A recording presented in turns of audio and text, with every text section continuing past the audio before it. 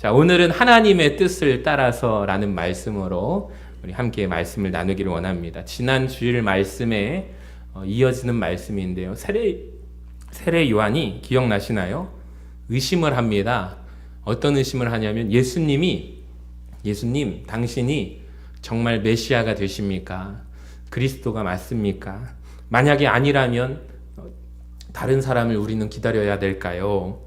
그 이유가 있습니다. 세례 요한이 어디에 있었죠? 감옥에 갇혀 있는 상황이었습니다. 그리고 광야에 있는 상황 속에 거룩한 의심을 하게 된 거죠. 자, 근데 놀라운 것은 예수님을 그런 세례 요한이 너가 어떻게 그럴 수 있느냐 꾸짖으셨을까요? 아니죠. 책망하지 않으셨어요. 꾸짖지 않으셨어요. 친절하게 답을 주셨다고 말씀을 드렸습니다. 오늘 말씀은 그 뒤의 이야기인데요. 세례 요한은 예수님의 메시아 되심을 의심했습니다. 오늘 본문이 참 감동적인 이유는 뭐냐면 주님은 세례 요한의 사명을 조금도 의심하지 않으신다는 거예요. 자, 24절을 보세요. 주님이 이렇게 말씀하십니다. 요한이 보낸 자들이 떠난 후에 예수께서 무리에게 세례 요한에 대해서 말씀하십니다. 노란 글씨 읽어볼까요? 시작. 너희가 무엇을 보려고 광야에 나갔더냐? 바람에 흔들리는 갈대냐? 세례 요한이 어디에 있죠, 여러분? 광야에 있잖아요. 그러니까 세례 요한을 사람들이 찾아갈 때 너희가 광야에 왜 갔느냐라고 얘기하십니다. 자, 그리고 바람에 흔들리는 갈대를 보러 간 게 아니라는 거죠. 그 다음 말씀에 보면 부드러운 옷 입은 사람, 사치하게 지내는 사람, 즉 오늘날로 명품 옷으로 치장한 사람을 보러 간 것이 아니죠. 무엇을 보러 갔느냐? 너희들 왜 광야에 갔느냐? 선지자를 보기 위해서 간 것이 아니냐? 거기에 누가 있어요? 세례 요한이 있습니다. 그러니까 세례 요한은 낙타 털옷을 입고 메뚜기와 석청을 먹으며 주님 오실 길을 예비하는 자, 바로 광야에 외치는 소리 세례 요한, 그를 보러 가지 않았느냐? 여러분 그렇게 말씀하십니다. 예수님은 세례 요한을 이렇게 말씀하십니다. 세례 요한은 바람에 흔들리는 갈대도 아니고 화려한 사람도 아니고 선지자보다 훨씬 더 훌륭한 사람이다 라고 인정하십니다. 우리 28절에 우리가 제일 잘 아는 말씀이 있죠. 노란 글씨 읽어볼까요? 시작. 여자가 낳은 자 중에 요한보다 큰 자가 없도다. 예수님은 세례 요한을 책망하지 않으십니다. 꾸짖지 않으시고 높여주시고 세워주십니다. 인정하십니다. 저는 이게 참 감동이 되었어요. 왜냐하면 세례 요한은 예수님을 의심했어요. 예수님은 세례 요한을 조금도 의심하지 않으셨다는 거죠. 말씀을 묵상하다 보니까 우리와 하나님의 관계가 생각이 났습니다. 이게 하나님 앞에서 우리가 맨날 하는 행동인데요. 우리는 인생을 살면서 어떠한 환경과 어려움을 만나면 시시때때로 하나님 앞에 이렇게 반응합니다. 하나님, 정말 살아계시기는 하는 겁니까? 하나님, 나의 아버지가 맞습니까? 우리가 그렇게 말할 때가 있죠. 솔직하게 저도 어려운 상황 가운데 그런 기도를 한 적이 있습니다. 하나님, 정말 저를 사랑하신다면 이렇게 어떻게 할 수 있습니까? 그렇게 하나님을 원망한 적도 있어요. 근데 하나님은 언제나 감사하게 우리를 아들로 인정해 주시고 딸로 인정해 주신다는 사실입니다. 여러분 크게 아멘 하시기 바랍니다. 이게 얼마나 감사한 일입니까? 그러니까 탕자의 비유도 동일한데요. 탕자를 한번 보여주시면 이 집 나간 둘째 아들 사건입니다. 아버지 옷을 한번 보십시오. 아버지가 이 당시에 못 사는 집 아빠가 아닌 것 같아요. 잘 사는 집 아버지였던 것 같습니다. 유산도 있고요. 옆에 있는 키 큰 아들, 빨간 아버지와 같은 옷을 입은 아들이 첫째 아들입니다. 그러니까 탕자는 별명이 하나 있죠. 집 나간 몇째 아들? 둘째 아들. 그러니까 아버지여, 나의 분깃을 주소서. 내 유산을 주소서. 이 당시에 이 말이 말하자면 오늘날 우리 부모님 빨리 돌아가셨으면 좋겠다. 이 집 내 건데 이런 겁니다. 여러분 그런 말을 듣는다면 자녀에게 듣는다면 얼마나 마음이 아픕니까? 사랑하는 내 자녀가 나를 향하여 아빠 빨리 죽으셨으면 좋겠다. 여러분 이게 말이 되는 일입니까? 근데 탕자의 아버지는 이제 그러한 상황 가운데 법이 있어요. 율법에 뭐라고 기록되어 있냐면 불효자식이 있거든. 마을 사람들에게 알려서 오른손에 뭘 들고? 돌을 들고 그 불효자식을 돌로 쳐서 죽일지니라, 이런 율법 조항이 있습니다. 근데 실제로 그런 일은 없습니다. 왜냐하면 부모 사랑이 자식을 향한 마음이 엄청 크기 때문이다라고 제가 예전에 말씀을 드린 적이 있죠. 이 탕자의 아버지는 끊임없이 기다립니다. 집 나간 둘째 아들이 탕진하여 이제 돌아갈 때 내 아버지 집에 가면 내가 저렇게 좋은 옷을 입고 아버지 집에서 배고픔을 몰랐는데, 사람이 먹는 음식도 아니라 누가 먹는 음식이죠? 돼지가 먹는 쥐염 열매를 먹으면서 내가 이제 아버지의 아들이 아니라 종으로서 아버지 집에 가야겠다.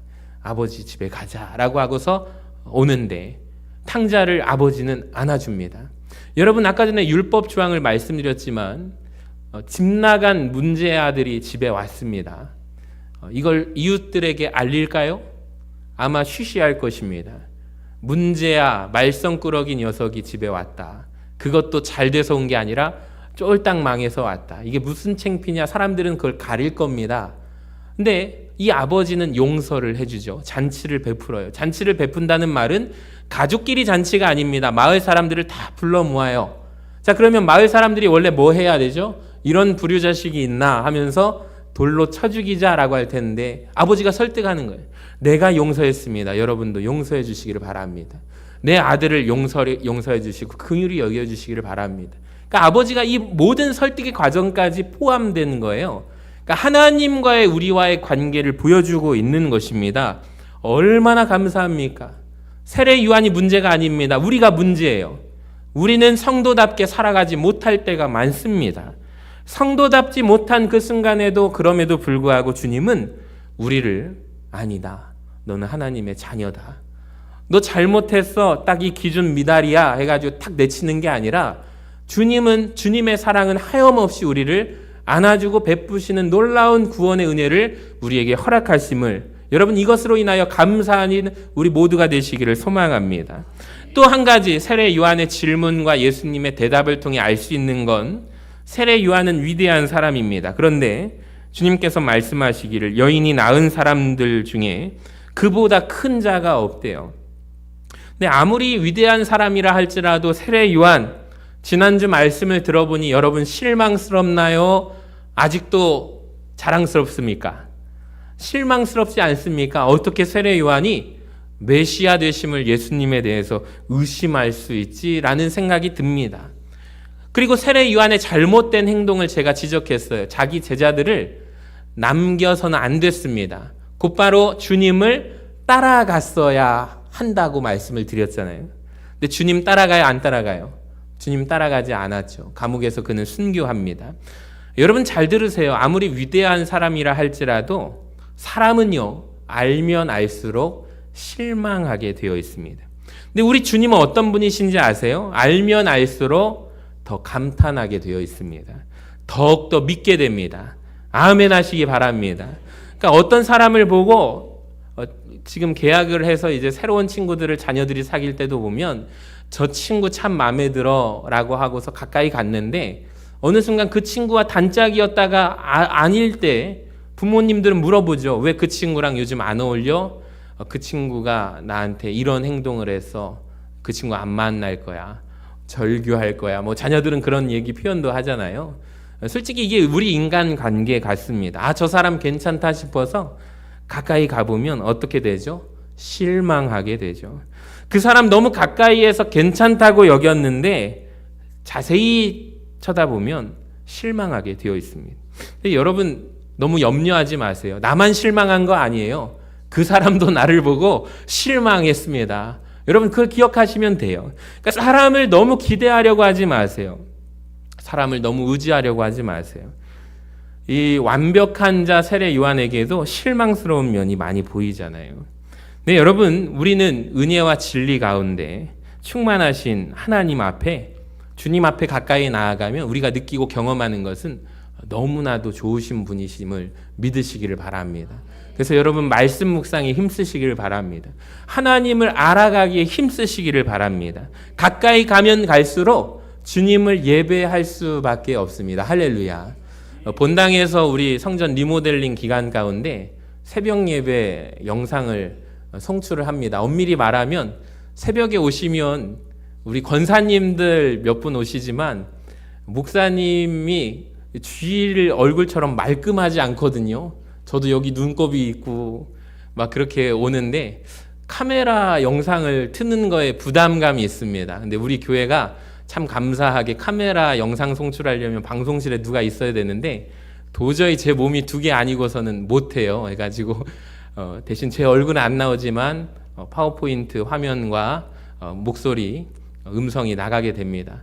근데 우리 성도님들이 놀라운 반응들이 있어요. 목사님, 제가 새벽 예배를 안 나가는데 이게 뜨더라고요. 그래서 들어보니까 왜 이렇게 재밌어요? 할렐루야. 새벽에 오면 항상 재밌습니다. 할렐루야. 열왕기하 말씀을 들으면서 너무 기쁘다고 하셔서 제 마음에 고민이 되었어요. 이제 1층 내려가면 송출 안 할 텐데 어떻게 하지? 그래서 우리 장로님들께서 기도해 주시기 바랍니다. 1층에 시스템을 만들어야 되지 않을까 조심히 한번 말씀드려 봅니다. 그래서 어떻게 할까라는 생각이 듭니다. 본당에서 하는 건 아무래도 여러 가지로 제약이 있어서 좀 고민이 되고 있습니다. 함께 기도해 주시기를 바랍니다.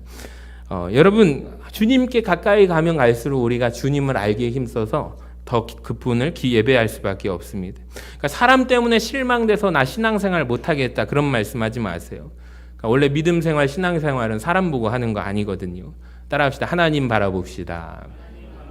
자, 28절 후반부를 보세요. 주님이 이 말씀을 하세요. 여자가 낳은 자 중에 누가 제일 크대요? 요한이 제일 크지만 그러나 하나님 나라에서는 지극히 작은 자라도 그보다 뭐래요? 크도다. 이게 무슨 말이냐면 두 가지를 알 수 있는데 천국의 가치가 그만큼 크다라는 것을 알게 됩니다. 사랑하는 여러분, 여기 계신 분들 모두 천국 가시기를 바랍니다. 또 하나, 이 땅에 낳은 자, 여인이 낳은 자, 한 번 태어난 자보다 천국은요 물과 성령으로 거듭나야 합니다. 그러니까 두 번 태어난 자가 훨씬 귀해요. 여러분 거듭나시기를 바랍니다. 거듭나는 은혜가 있기를 바랍니다. 자, 본문에 보시면 의심하는 세례 요한을 주님은 비판하지 않으셨어요. 인정하십니다. 그런데 주님께서 비판하신 무리들이 있다는 걸 아시죠? 아주 신랄하게 독사의 자식들아 라고까지 비판하십니다. 왜 이렇게 심하게 책망하셨을까요? 그들이 누구죠? 율법교사와 바리새인들이었습니다. 왜 주님은 그들을 신랄하게 책망하셨을까요? 30절에 바리새인들과 율법교사들은 그의 세례를 받지 아니함으로 그들 자신을 위한 하나님의 뜻을 저버리니라. 우리 노란 글씨만 읽어봐요. 시작. 하나님의 뜻을 저버리니라. 제가 오늘 설교 제목을 그래서 하나님의 뜻을 따라서라고 되어 있습니다. 여러분, 하나님의 뜻을 따르지 않으면 우리는 어떤 사람이 되냐면 하나님의 뜻을 저버린 자들이 됩니다. 주님이 책망하시는 자들이 됩니다. 여러분, 주님이 누구를 책망하시죠? 하나님의 뜻을 저버린 바리새인들, 율법교사들을 책망하십니다. 자, 그렇다면 우리는 하나님의 뜻을 따라가는 자들이 되어야 할 줄로 믿습니다. 자, 세 부류의 하나님의 뜻을 저버린 사람들이 나옵니다. 이 세 가지를 통해서 내 자신을 점검하기를 원합니다. 내가 혹시 이 세 부류 가운데 무리 속에 들어가 있지 않은가 돌아보시기를 원합니다. 첫 번째, 어떻게 그들은 하나님의 뜻을 저버릴까요? 30절 같이 읽어봐요. 시작. 바리새인과 율법 교사들은 그의 세례를 받지 아니함으로. 밑줄 치시기 바랍니다. 펜이 있으신 분들은 꼭 여기에 밑줄을 치세요. 받지 아니함으로. 어떻게 첫 번째 하나님의 뜻을 저버립니까? 이 말은 즉 거부함으로 뜻을 저버립니다. 그러니까 세례를 받는 것이 하나님의 뜻인데 죄사함을 의미하는, 죄 씻음을 의미하는 세례 요한의 세례를 받는 것이 누구의 뜻이에요? 하나님의 뜻이에요. 근데 그들은 받지 않습니다. 거부합니다. 어떻게 거부하냐면 손사래를 치면서 거부합니다. 못 받겠다 이겁니다. 즉 이 말은 하나님의 뜻을 저버리겠다라는 뜻이에요. 제가 쉽게 이야기해 드릴게요. 여러분, 우리가 어떻게 하면 하나님의 뜻을 저버리고 살아갈 수 있는지 아세요? 주님께서 우리에게 주시는 말씀, 하나님이 주시는 은혜, 이것을 거부하면 하나님의 뜻을 저버리는 사람이 됩니다. 그러니까 매주 우리는 강단에서 선포되는 하나님의 말씀이 이 제단에서 선포됩니다. 근데 이 말씀을 들을 때 손살에 치면서 거부하고 듣는 분들이 계시죠. 그게 하나님 뜻을 저버리는 거예요. 다른 게 아닙니다. 하나님의 말씀이 선포되는데 내 마음에 굳은 마음으로 그 말씀을 튕겨내어 거부합니다. 받지 않습니다. 믿지 않습니다. 그게 하나님의 뜻을 저버리는 거예요. 이때 언제 제일 많이 하냐면 신학생들이 많이 합니다. 마음의 비평학 설교라고 있거든요. 그러니까 내가 저렇게 설교하면은 안 할 거야. 나는 다른 방식으로 할 거야. 끊임없이 목회자의 설교를 튕겨냅니다. 거부하죠. 믿지 않습니다. 신학생들이 믿음이 더 우리는 크고 성장할 줄 아는데 신학교에 가보면 어려운 시험이 이겁니다.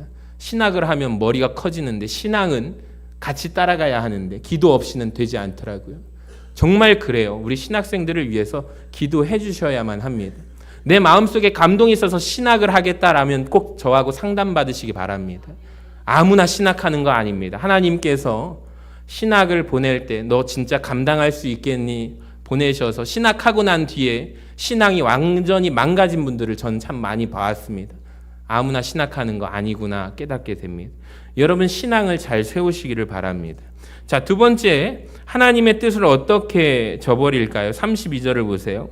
아이들이 장터에 앉아 서로 불러 이르되 우리가 너희를 향하여 피리를 불어도 너희가 춤추지 않고 너희가 곡하여도 너희가 울지 아니하였도다. 자, 이 시대 사람들을 이렇게 말하는데요.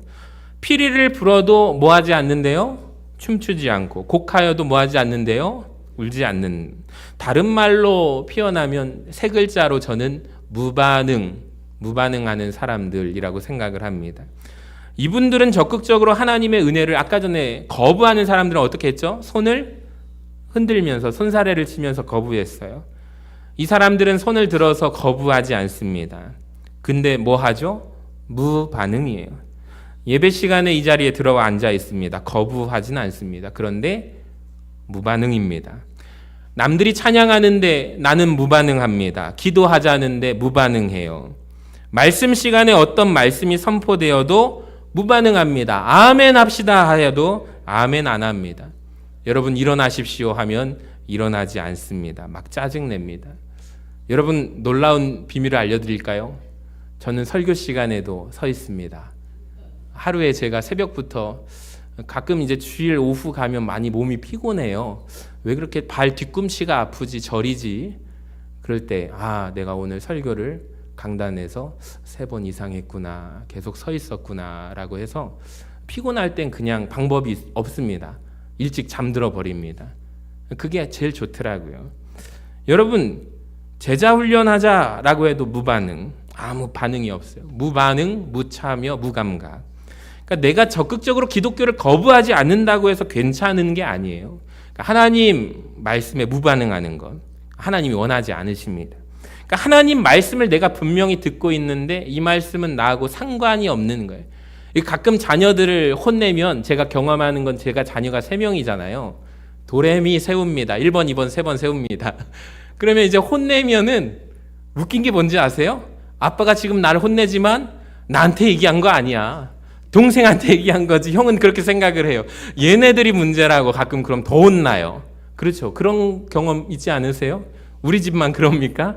그러니까 가끔 이제 보면 엄마 아빠를 더 화나게 만드는 게 지금 혼나고 있는 주체가 내가 아니라는 거죠. 동생들 때문에 형들 때문에 핑계대기 시작합니다. 근데 이 모습이 우리 모습 같아요. 나하고 하나님의 말씀을 지금 내가 듣고 있는데 머릿속에 이 말씀은 내 아내가 들어야 되는데 오늘 안 왔네. 이 집사님이 들어야 되는데 오늘 안 오셨네. 들어야 되는데. 카톡까지 친히 보내주십니다. 들어보라고. 여러분 그러면 안 됩니다. 그러니까 말씀을 듣는 주체가 나거든요. 자, 호세아 8장 12절을 보세요.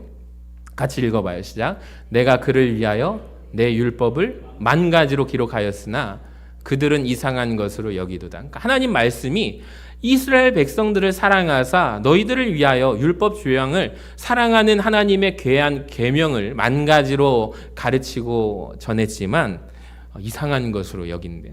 그러니까 자기 것으로 여기지 않는데요.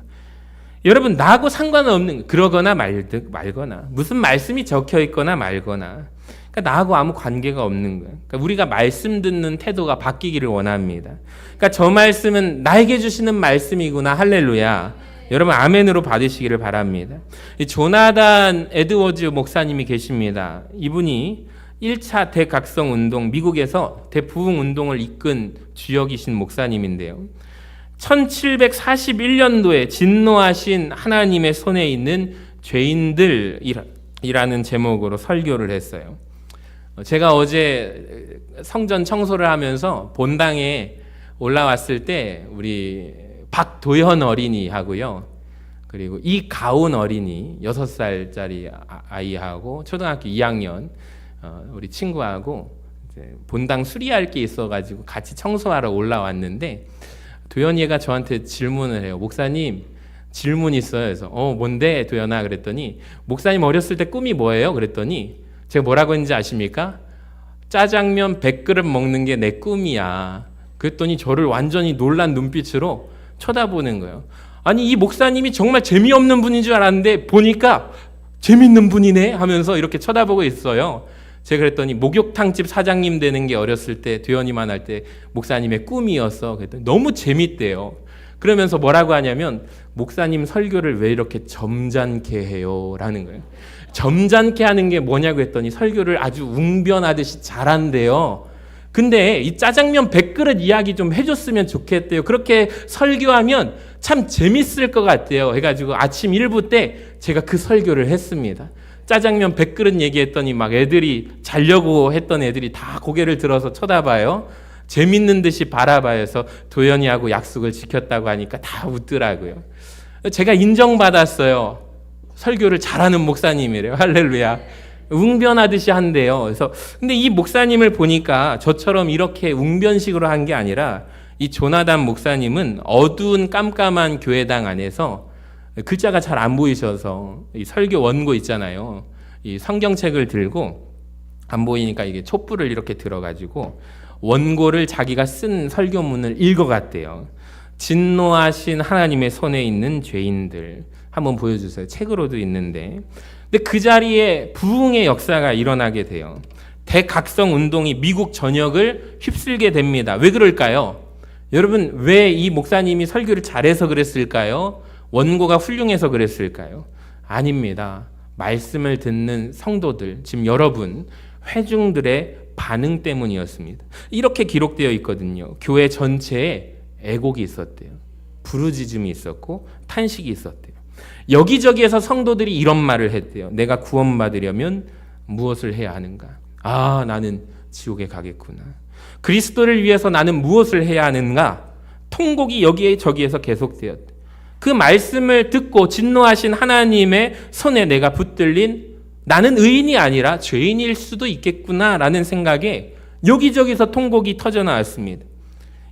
에드워즈 목사님은 설교를 끝낼 수 없었고, 그날 이후에 미국의 온 전역에 대부흥 운동이 시작이 됩니다. 그러니까 하나님 말씀에 이렇게 반응하는 사람들이 있었기 때문이에요. 여러분, 이 시대는 하나님 말씀에 무감각한 시대입니다. 여러분, 말씀에 반응하시기를 바랍니다. 에스라서에 보면 하나님의 말씀을 들음으로 인하여 두렵고 떠는 자들이 있을 때, 말씀을 들을 때 눈물 흘리는 자들이 나옵니다. 여러분, 그때도 변화가 있었습니다. 반응이 있었어요. 여러분, 크게 아멘 하시기를 바랍니다. 여러분, 하나님 말씀에 반응하는 우리 서신교회 성도님들 되시기를 소망합니다. 자, 첫 번째 기억력 테스트입니다. 뭐였죠? 거부하는 사람들. 두 번째는 뭡니까? 무반응한 사람. 감사합니다. 세 번째는 보세요. 33절에 세례 요한이 왔을 때 사람들의 평가입니다. 세례 요한은 떡도 먹지 않고 포도주도 마시지 않대요. 사람들의 말이 귀신 들린 자로다라고 평가를 해요. 세례 요한을. 자, 인자는 누구죠? 예수님을 사람들이 평가하는데 보세요. 예수님은 와서 먹고 마신대요. 너희의 말이 평가가 보세요. 먹기를 탐하고 포도주를 즐기는 사람 누구래요? 예수님이래요. 세리와 죄인들의 친구로다 사상 사람들이 평가하고 있는 것입니다. 세례 요한은 너무 금욕적인 사람이라고 말하고, 예수님이 왔는데 너무 사교적이라고 비판하고 있습니다. 다른 말로 세 번째 어떤 부류의 사람들입니까? 비판으로 받는 사람들입니다. 첫 번째 뭐죠? 거부하는 사람들. 두 번째 무반응하는 사람들. 세 번째 비판하는 사람들. 부정적으로 반응하는 사람들. 세례 요한이 왔을 때 너무 금욕적이야 라고 말하고, 예수님 앞에서는 너무 흥청망청 사교적이라 라고 비판하고 있습니다. 왜 비판할까요? 믿기 싫어서. 근데 바로 이 모습이 저와 여러분의 모습 아닙니까? 세례 요한과 예수님 대신에 이 자리에 우리는 여전히 누구를 넣고 있냐면 목사님을 넣어요. 목회자를 넣고 교회를 넣습니다. 제가 새가족 사역을 꽤 오래 했어요. 옛날에 부목사 시절에.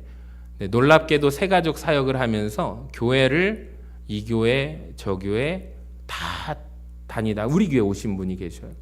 근데 처음 오자마자 이 교회는 어떤 교회다라고 평가를 하시더라고요. 대화할 일이 있어서. 근데 저는 놀랍적으로 깜짝 놀랐습니다. 정확해요.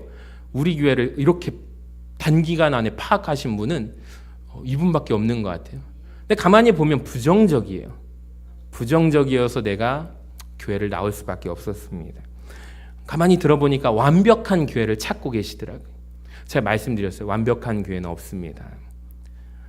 이 교회는 목사님이 설교가 길어서 문제고 이 교회는 목사님 설교가 짧아서 문제고 여러분 그러지 마세요. 여러분 기준에 만든 완벽한 교회 목회자는 없습니다. 절대로 완벽한 신앙인도 없어요. 혹시 있어도 이런 분들이 그 교회 가는 순간 그 교회는 더 이상 완벽하지 않습니다. 거꾸로 한번 생각해 보면 왜 부정적으로 반응할까요? 세례 요한을 어떻게 칭찬할 수 있어요? 낙타 터룩과 역청과 광야에서 살면 검소해서 참 좋아. 우리 주님에 대해서 뭐라고 칭찬할 수 있을까요, 여러분? 어려운 이웃들, 약자를 챙기셔서 너무 좋아. 아니 맛있는 것도 참 많이 드시네. 여러분 이렇게 칭찬할 수 있는 거 아니에요? 이인철 목사님 젊어서 좋아. 할렐루야. 아멘 좀 크게 해주시기 바랍니다. 여러분 제가 말씀드리지만 제가 항상 젊지는 않습니다. 우리 인철 목사님 설교가 짧아서 좋아. 1부 때도 제가 이렇게 말하니까 아무도 반응 안 하시더라고요. 여러분 그러지 마세요.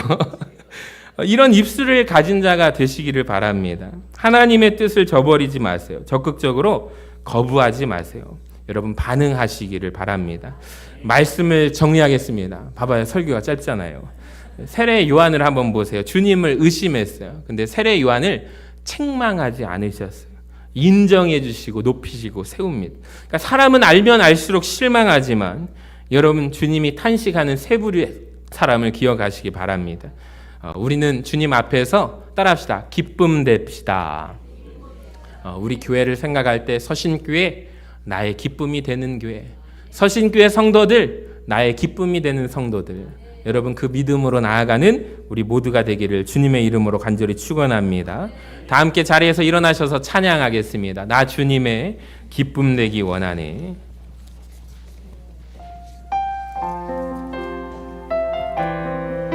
우리 함께 두 손 들고 찬양합시다. 나 주님의 기쁨 되기 원하네.